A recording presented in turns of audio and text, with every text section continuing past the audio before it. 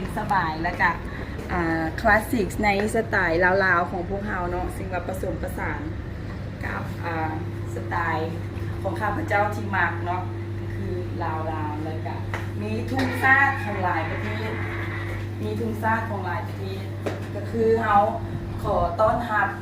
แขกทุกคนจากทั่วทุกมุมโลกเนาะซึ่งว่าเป็นเศรษฐีผู้ใจดีใจบุญเนาะเข้ามาร่วมอุปถัมภ์คำสู่ห้านของพวกเราเนาะซึ่งว่าเราจะเชียร์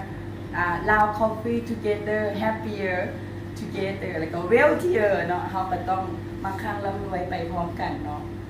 ข้าพเจ้าก็มีช่วงโปรโมชั่นเนาะช่วงที่ข้าพเจ้าอยู่มาแต่ญี่ปุ่นนี่นะข้าพเจ้ากับผู้ใดมาอุดหนุนห้างของข้าพเจ้าเนาะก็จะได้ซิมอย่างก็อันซาเขียวที่ข้าพเจ้าเอามาแต่ญี่ปุ่นเนาะให้พวกทานเนาะมูคูของข้าพเจ้าทานไหนเนาะอยากเห็นอยากมาเยี่ยมยามข้าพเจ้าเซิร์นเดอร์อยู่ที่Greenberg Coffee ของข้าพเจ้าเนาะ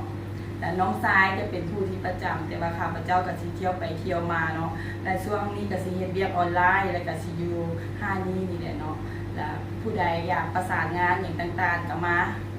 มาหาข้าพเจ้าอยู่นี่ได้เลยติดต่อข้าพเจ้าได้เพราะว่าเบอร์โทรยังบ่ทันมีนะยังบ่ทันได้ไปเอาเบอร์โทรเถื่อเนาะยังบ่ทันมีเบอร์โทรมีแต่ติดต่อทาง Messenger แล้วก็ Facebook นี่ได้เลยเด้อ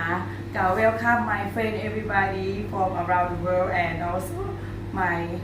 sensei in Japan. If you wanna follow me, come to me here in Japan. I'm waiting for you.